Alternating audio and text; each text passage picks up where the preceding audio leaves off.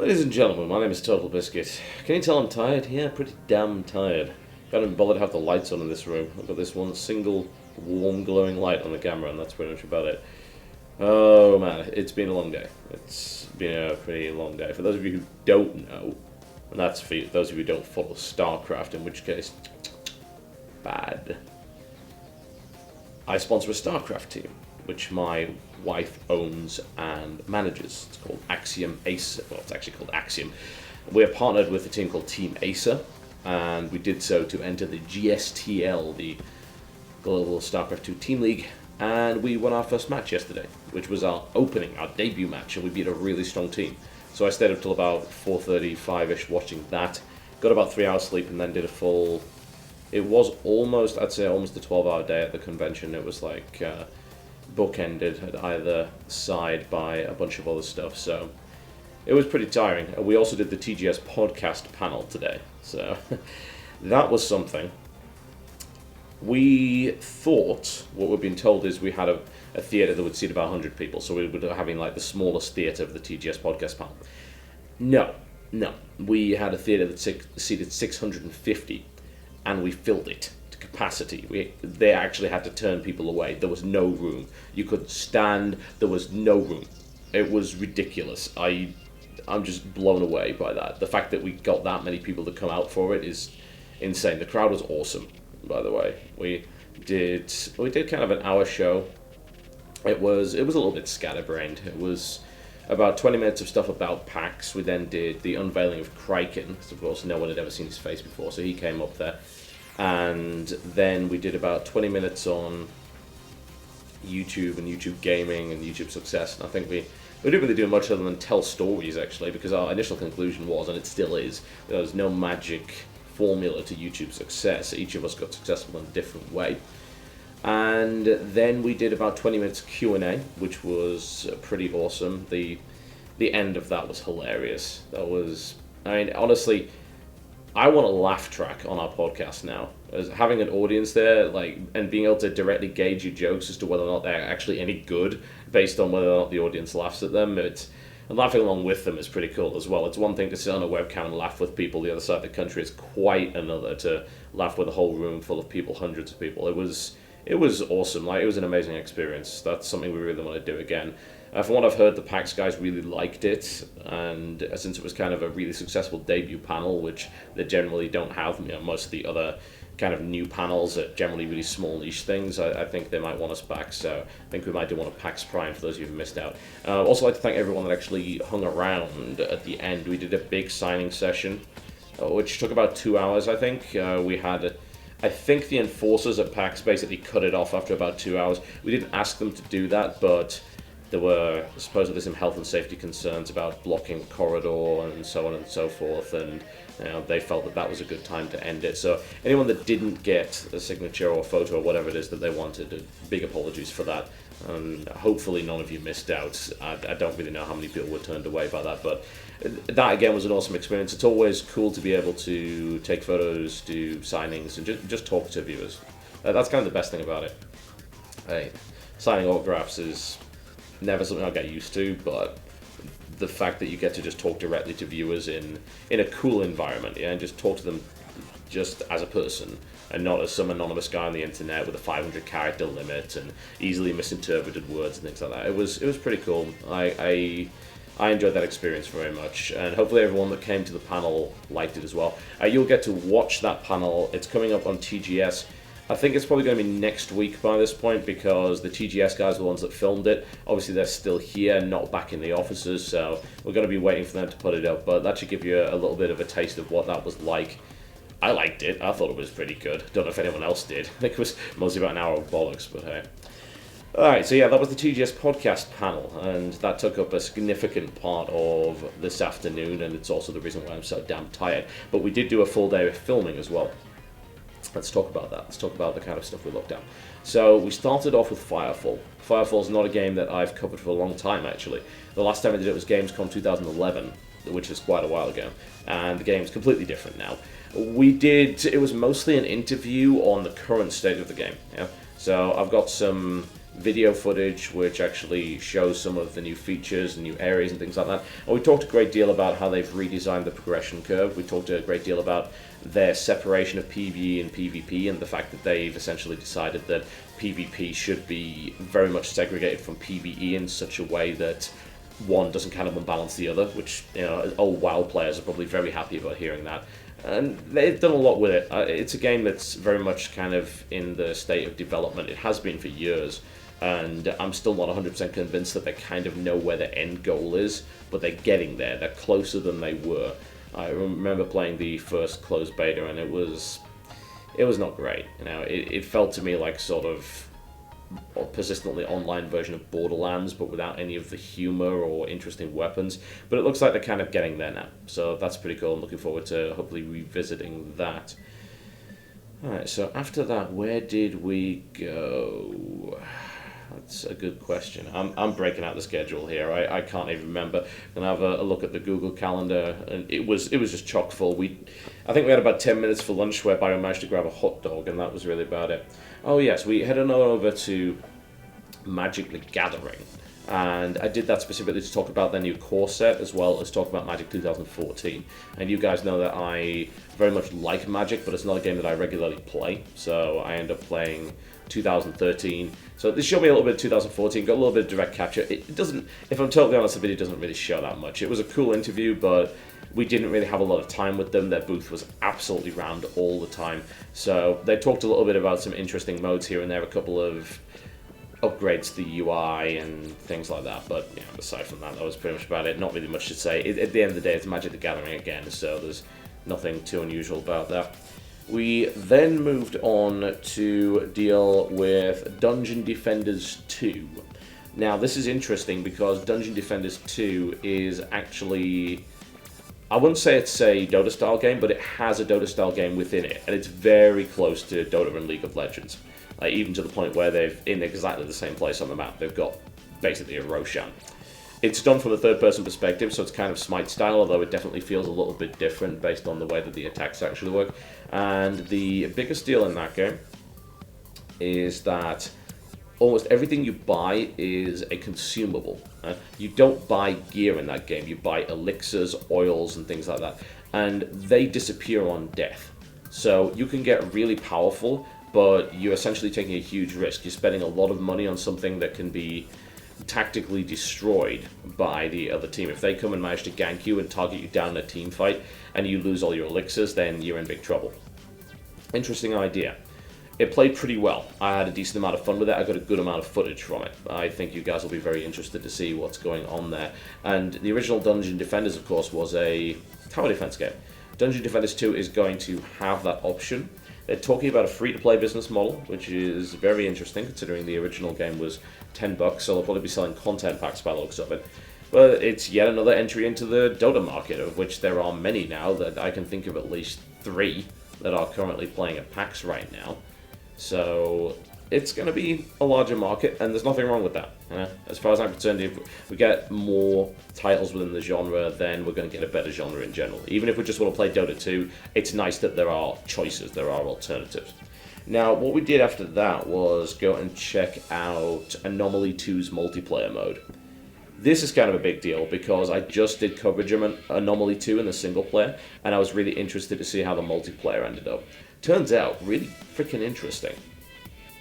It is the aliens with their towers versus the humans, and you all start off at tech level 1, and as you earn cash, you're able to upgrade to tech level 2, 3, and 4.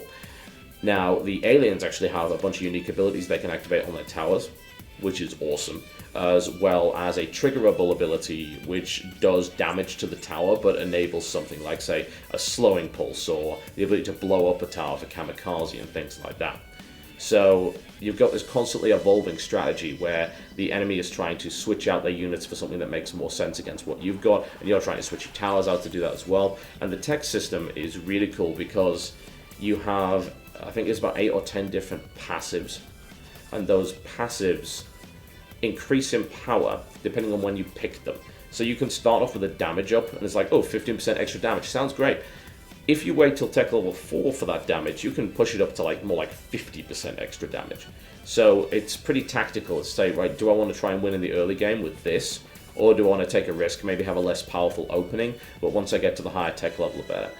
I also was able to show the 3 other units, so that takes it to a grand total of 5 units that can then switch out into 2 different forms, so that's 10 in total, as well as the new alien towers and maps and things like that. It was fun, it really was, so hopefully you guys will like that video. I enjoyed playing it very much. Speaking of tower defense, we actually also checked out Sanctum 2.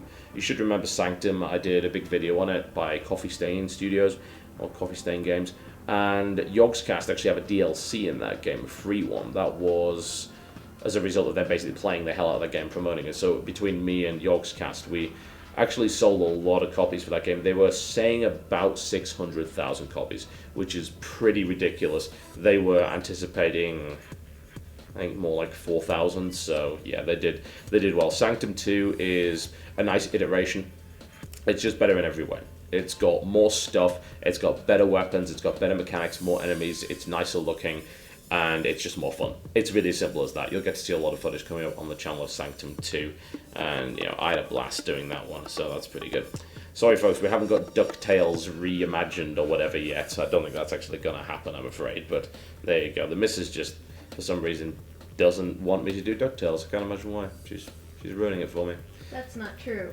That's impossible. No, it's just there's actually only one machine running it in the entire place, and for some reason, of course, everyone's queued up for it. It was a surprise announcement by Disney and Capcom. It was a really, really weird one, actually.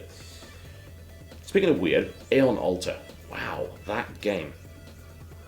Aion Altar is a prototype of what appears to be a pen and paper RPG that utilizes various devices. So they're using a Windows 8 sort of touchscreen monitor in the center of the table, and everyone else was using iPad minis. And each iPad mini was a character sheet, and also allowed you to control your character inventory, read lore, and also read dialogue, which is a great feature, by the way. Really, really cool way of getting you to interact with the people around the table. Because the dialogue shows up on your screen, you have to read it out, just like you kind of would in a sort of role-playing game. Or you can choose not to, or you can read the entire opposite thing, depending on what you want to do. So there's some really weird mind game stuff going on. Also some pretty cool dice-based combat mechanics. Really innovative technology. Obviously kind of an expensive way of doing things, but when you think about it, they want to make a system whereby you can interface with pretty much any device, which includes Android smartphones, iOS, and so on and so forth. And a lot of people have Android smartphones or iPhones and things like that, so I think that might end up working pretty well. It's really cool, and I really hope that works out for them. It's a very, very interesting use of technology. The prototype was very ropey. Our footage may or may not be usable. It was very hard to film because it was multiple screens and little iPads, and honestly, we were in a situation where the lighting sucked, so that was a big deal, but we'll try and get what we can of it up. It's hard to say whether or not it's really usable. So, going on, what else did we do? We were going to do Outlast, which is an interesting looking survival horror, but we ran into scheduling problems with them because a previous appointment overran and we were kind of running behind, but they've agreed to give us their pre-alpha demo, which means I'll just be able to do WCF on it. Great, awesome. Wish more devs would do that. That's pretty awesome, so we like that. Going to be doing that. Speaking of that, we also got Rise of the Ravager. Nice little casual game. It's kind of a mixture of Missile Command and Ikaruga with a Space Mayan theme. It was kind of neat, so I'll put up a little bit of footage on that. The game was actually running slower because Fraps on that machine was nuking it down to like 25 frames per second, so we've pretty much had to scrap the footage, but I'll do another little video on that where it's running at full speed for you, because if it runs at like less than half the speed it's supposed to, there's no challenge in the game at all. There's nowhere as interesting to watch.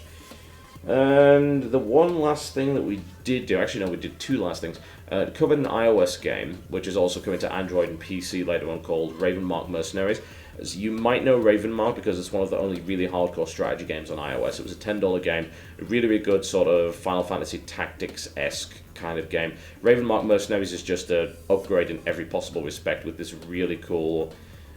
I can't remember the name of it. What was it? No, I don't know.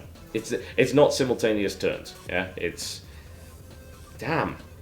What's the name? It's not asymmetrical multiplayer? Asynchronous. God. It's so late. I just have no words anymore. You just don't want to pander to SimCity. Good. SimCity doesn't really have multiplayer because you can't connect to the server. No, asynchronous time. Yeah.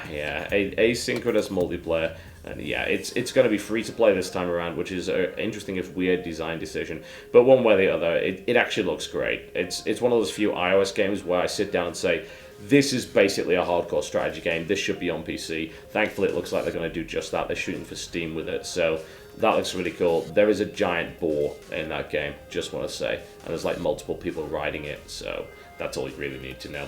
And I think the last thing we did before we ran off to do the podcast panel was a game called Super Splatters, which nice casual game, but a really interesting use of physics. The guy who made it was a former...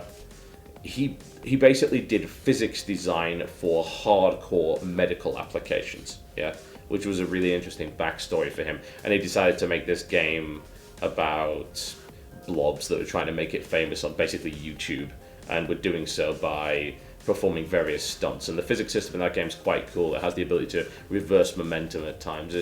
It's almost like I would say it was a mixture of World of Goo and Tiny Wings, and it was quite charming. Yeah, it's not the kind of game that I would play for any longer than about 20 minutes, but at the end of the day, not every game has to be some sweeping AAA epic in order to actually be worthy of time. So it was a pretty good day, honestly. There aren't really all that many AAAs here that are even worth looking at.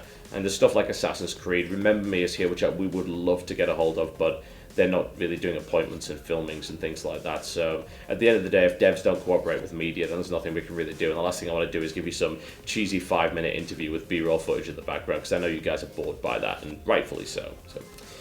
Day 3 is on the way, which is looking like it might end up being pretty fantastic. We've got a lot more stuff queued up, and hopefully I'll be able to get a lot more video content for you. We'll hopefully walk away from this with about 25-30 videos, which will be pretty fantastic, covering a wide variety of games, exactly what we looked to do in PAX, E3, Gamescom, and all those other expos. So that was PAX Day 2, and it was exhausting and fantastic. And I was really happy with how it went. If I could just make a small request to people. We kind of rush around a lot at these events because we have a very strict schedule. Like our appointments book is just full. Yeah. We have a Google Calendar that says we need to be this place at this time. And obviously, if we're not prompt, then the developers run into problems as well. So we're trying to move from booth to booth to booth. So what I would just request is that if anyone wants to come down and say hi and get a signing or a photo or whatever, we're totally cool with that, just kind of not when we're working. If we're doing setup and we look busy, then if you could wait till the end of the session, or just try and catch us some other time. I understand that people really want to meet up and say hi, and it's awesome. That's the best thing about these events, is that we get to actually meet those people.